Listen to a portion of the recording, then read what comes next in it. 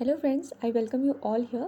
Before starting the video, I would like to tell that this is not a means strategy video, ठीक है? This is just some of the points which needs to be inculcated during our preparation, and these are the points which various toppers say and suggest for us.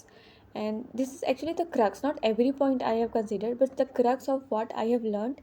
And all these points are I am trying to implement in my preparation as well. मैं आप लोगों के साथ भी share कर रही हूँ कि अगर किसी की भी एक पर्सन की भी हेल्प हो जाती है ना, मुझे अच्छा लगेगा. स्टार्ट करते हैं, ठीक है? तो पहला टिप्स और ये सजेशन क्या है जो कि कंसिडर करना है, तो ये है कि each subject to be given its due importance. कोई भी सब्जेक्ट को छोड़ना नहीं है. Every subject should be given their its due importance. मतलब जो जिसका जितना इंपॉर्टेंस है उस सारे सब्जेक्ट को देना ही है. जैसे कि अभी यूपीएससी प्रीलिम्स में भी हमने देखा ना, अलग अलग जो सब्जेक्ट जो टॉपिक्स ऐसे सोचते थे कि डेप्थ में तो नहीं पूछेगी यूपीएससी, फिर भी पूछा उसने यूपीएससी के स्टैंडर्ड को फॉलो करने के लिए. तो अभी हमें यूपीएससी लेवल की ही प्रिपरेशन करनी होगी, यूपीएससी वाली को भूल के, ठीक है? उसके बाद क्या है सेकंड पॉइंट, कि अगर हमारे पूरे प्रिपरेशन में गाइडिंग लाइट अगर हमें चाहिए तो कहाँ से मिलेगा? सबसे पहला इस syllabus, second is PYQ, and third अगर कुछ और चाहिए तो टॉपर्स कॉपी ही हमें गाइड करेंगी थ्रू आउट आवर प्रिपरेशन, ठीक है? कोई भी सब्जेक्ट लो, सबसे पहले उसका सिलेबस देखना है, फिर पीवाईक्यूज़ और टॉपर कॉपी. इस हिसाब से हमें वो लेना है, डायरेक्शन लेना है कि किस डायरेक्शन में पढ़ाई करनी है, कैसे नोट्स प्रिपेयर करने हैं, कैसे आंसर राइटिंग करनी है, एवरीथिंग यहीं से तीनों से समझना है, ठीक है? उसके बाद answer writing should be given the utmost important. Utmost important का क्यों बोल रहे हैं? बिकॉज अटमोस्ट इम्पॉर्टेंट इसलिए क्योंकि आंसर राइटिंग ही है ना जिसके थ्रू आप अपने आप का परिचय देते हो, मतलब लाइक इंट्रोड्यूस करते हो एग्जामिनर के लिए, और एग्जामिनर आंसर दे के ही मार्क्स देते हैं एट लास्ट. तो वही है सब कुछ.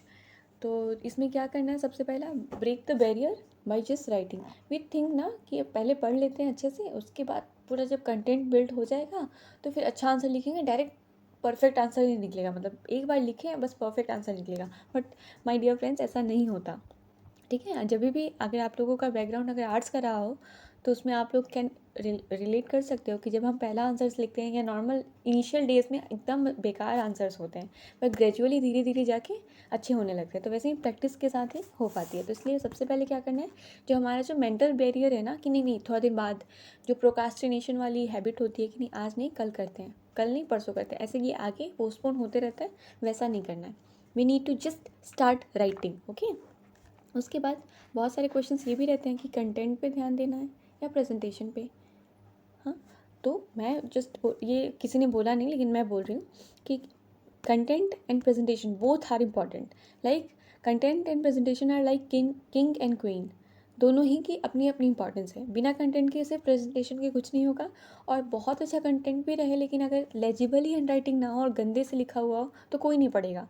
इसलिए बोथ शुड बी अबव और नियर एवरेज, तो हो जाएगा काम. उसके बाद third important thing is time management. अगर आप एक क्वेश्चन को लिख रहे हैं और उसको परफेक्ट बनाने के चक्कर में 20 मिनट्स ले रहे हैं आप, तो आप ऐसे भी पेपर कंप्लीट नहीं कर पाओगे. And when paper will not be completed then selection के चांस तो है ही नहीं फिर. इसलिए time management is also very very much important. So the ultimate suggestion would be don't go for perfection, just get started and just start writing, ठीक है? Next is prioritize. See, this is very very important thing. Try to understand this clearly, ठीक है? Prioritize subjects based on PYQ and their scoring capacity. Her subject में ऐसा होता है ना कि इनपुट और आउटपुट रेशियो में समझाती हूँ पहले. IOR, input to output ratio, इसको बोलते हैं ITR, input to output ratio, not वही होगा. इसमें क्या होता है कि आप कितना एफर्ट्स देते हो और उसका रिटर्न कितना आता है, ये वाला है, ये रेशियो बताता है, ठीक है? उसके लिए हमें क्या करना होगा, यहाँ पे सबके लिए तो पढ़ना होता है लेकिन सबकी जो स्कोरिंग कैपेसिटी होती है ना वो अलग अलग होती है. फॉर एग्जांपल इसी में आप मिनिमम एफर्ट्स के साथ बहुत ज़्यादा स्कोर कर सकते हो. सिमिलरली GS4 में मिनिमम एफर्ट्स के साथ स्कोरिंग पेपर है, वो स्कोर ज़्यादा किया जा सकता है. तो ये है मेरा ऑर्डर. ये आपका ऑर्डर अपना अलग हो सकता है अपने प्रेफरेंसेस के अकॉर्डिंग, बट मैंने ये अपना मेरा ऑर्डर बनाया कि मैं किस पे ज़्यादा फोकस करूँगी और किस पे कम. GS3 पेज फेल, फिर GS2 मेरा थोड़ा स्ट्रॉन्ग है, GS5 क्योंकि ऐसे भी इसके कंटेंट मिलते नहीं है ज़्यादा इसलिए. हाँ, then will come for GS1, क्योंकि इसमें बहुत ज़्यादा चीज़ें और ये स्कोरिंग भी नहीं होती इसलिए। और अब आप लोगों को एक और चीज़ नोटिस करनी है, वो ये ना कि तो मैंने ये सब्जेक्ट वाइज का बना दिया, उसके बाद भी सब्जेक्ट में भी अलग अलग चीज़ें, लाइक एसे में मैं फिलोसॉफिकल एसे पे ज़्यादा ध्यान दूंगी, GS वाले पे उसके बाद, फिर एथिक्स में केस स्टडी पे ज़्यादा ध्यान दूंगी, फिर थ्योरी पे जाऊंगी। वैसे मैंने पढ़ा हुआ है तो इसलिए मैं बोल पा रही हूँ, नहीं तो पहले तो थ्योरी पढ़ना होता है फिर केस स्टडीज़ करना होता है। उसके बाद GS3 में internal security, disaster management, agriculture, science and economy, ये मेरा सीक्वेंस रहेगा, ऑर्डर रहेगा पढ़ने का। इस हिसाब से मैंने हर एक सब्जेक्ट को क्लासीफाई कर लिया, तो you can do the same with you all, ठीक है। जस्ट मैंने एक आइडिया के लिए आपको बता दिया। Next is sequence of study क्या होनी चाहिए। तो इसमें ये है कि पिक अ सब्जेक्ट फर्स्ट, ठीक है, let me change the colour कर लेते हैं, ठीक है। Pick a subject first, then go the syllabus of it, like अगर आपने इकोनॉमी लिया तो इकोनॉमी का सिलेबस देखो, फिर उस GS के पेपर में इकोनॉमी का PYQ, प्रीवियस ईयर क्वेश्चंस देखिए।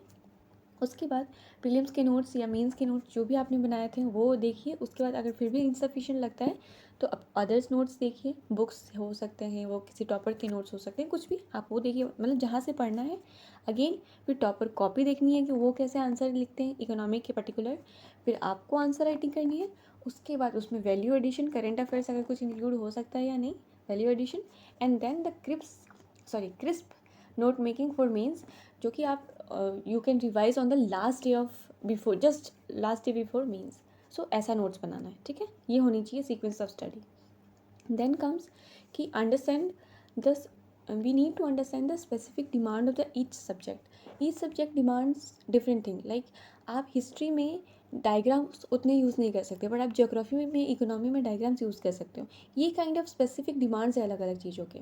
पॉलिटी में SC के जजमेंट, मतलब सुप्रीम कोर्ट के जजमेंट्स बहुत इंपॉर्टेंट हो जाते हैं, बट सेम चीज़ ज्योग्राफी में इंपॉर्टेंट नहीं है। तो आप समझ रहे हो ना, specific demand of each subject is different, so we need to understand them, ठीक है। Again learn to work smartly. अब स्मार्ट वर्क कैसे होगा कि जो फैक्ट्स हम पढ़ते हैं ना, वो हर सब्जेक्ट के लिए हर चीज़ के अलग अलग पढ़ने की ज़रूरत नहीं है। कोशिश ये करनी है कि अगर एक डेटा को आप अलग मल्टीपल जगह यूज़ करके अपने आंसर को एनरिच करो, ये करने की कोशिश करनी है, ठीक है। अंडरस्टैंड। देन ये मैंने हर टॉपर से सुना, हाँ, ये वाला point, write as much as you can. जितना आप प्रैक्टिस कर पाओगे उतना ज़्यादा एग्ज़ाम डे के दिन अच्छा परफॉर्म कर पाओगे। ये सेट ना कि to bleed less in the battle we need to sweat more in practice. तो प्रैक्टिस ज़्यादा से ज़्यादा करने की कोशिश करनी है, ठीक है। Then comes your answer is the product you are selling to the examiner, ठीक है, अपनी लाइफ के लिए। Like you are introducing yourself through answer, so present it well. And whenever you are preparing for your answer, your writing any answer, या फिर कुछ भी कर रहे हो, keep that in mind always कि आपके आंसर ही आपकी पहचान है। तो refine it with practice and do it, ठीक है। ये था टिप्स जो कि मुझे शेयर करनी थी आप लोगों से, और मैं भी अपने में इनकलकेट करूँगी इसको। अगेन देन मैंने उसके बाद अभी कुछ रूटीन बनाए खुद के लिए, आप देख सकते हो, बट ये आपके लिए नहीं है, ठीक है। ये बहुत ज़्यादा हेक्टिक है, इसलिए just this is what I have made for myself. So if you want then I could have share that, ठीक है। All the very very very best. And बस ये बोलना चाहूँगी, अच्छे से पढ़ाई करो, और बस अच्छे से पढ़ना है और हमें क्लियर करना है। हम होंगे कामयाब एक दिन, ज़रूर होंगे, ठीक है। All the very best, thank you.